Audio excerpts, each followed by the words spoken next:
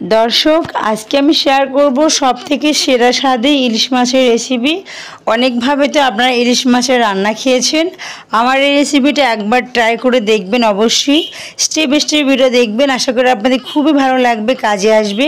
ইলিশ মাছ কেটে ধুয়ে পরিষ্কার করে হলুদের গুঁড়ো দিয়ে দিয়েছি 1 টেবিল চামচ, মরিচের গুঁড়ো দিয়ে দেবে 2 টেবিল চামচ। এখন আমি দিয়ে দিচ্ছি লবণের 1 টেবিল চামচ। তো এখন দিয়ে দিচ্ছি সরিষার তেল। সরিষার তেল দিয়ে যদি মশলাটা ভালো করে মাখানো হয় তো স্বাদটা দ্বিগুণ বেড়ে যায়, আর মশলাটা তৈলের সাথে ভালো করে মাছের সাথে লেগে যায়। তো আমি হাতের সাহায্যে ভালো করে মেখে নিচ্ছি। তো আরেকটা কথা বলে যাই, যারা দেখতে দেখতে আমার রেসিপিটা এতটুকু ভালো লেগে যায় অবশ্যই লাইক কমেন্ট শেয়ার করতে ভুলবেন না। অ্যাকচুয়ালি লাইক কমেন্ট করতে তো কারো টাকা পয়সা লাগে না, একটু করা যেতেই পারে, তাতে আমরা ভিডিও বানাতে উৎসাহিত হই। তো আমি তেল গরম করে নিয়েছি, আমি সরষের তেল দিয়ে রান্না করব। একটা একটা করে মাছ দিয়ে দিব।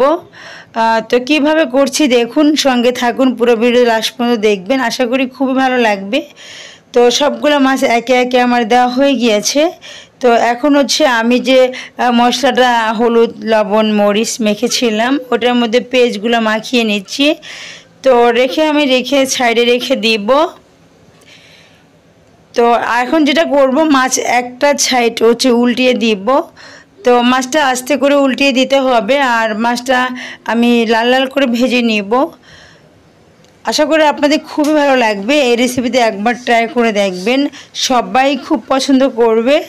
তো এখন আমি মাছ ভাজা হয়ে যাওয়ার পরে যেটা করব, আমি পেঁয়াজ আর কাঁচামরিচ উপর থেকে ছিটিয়ে দিয়ে দিয়েছি, আর সামান্য একটু পানি দিয়ে দিয়েছি হাতটা ধুয়ে।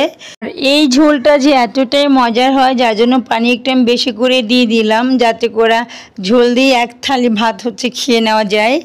তো ভালো করে মশলাটা মিক্স করে দিয়ে আমি কিছুক্ষণ জাল করে নিব। চুলা আঁচটা বাড়িয়ে দিয়ে আমি ঢাকনা দিয়ে রাখলাম। তো আমি হাই হিটে রান্না করব 5 মিনিট। তো দেখতেই পাচ্ছেন, আশা করি আপনাদের কাছে খুবই ভালো লাগবে, এই রেসিপিটা অবশ্যই ট্রাই করবেন। আর চাইলে ফ্যামিলি অ্যান্ড ফ্রেন্ডের সাথে শেয়ার করতে পারেন, একবার খেলে সবাই বারবার খেতে চাইবে। তো রান্না হয়ে গিয়েছে, আমি ঝোলটা টানিয়ে নিয়েছি। আজকে এ পর্যন্তই, আল্লাহ হাফেজ।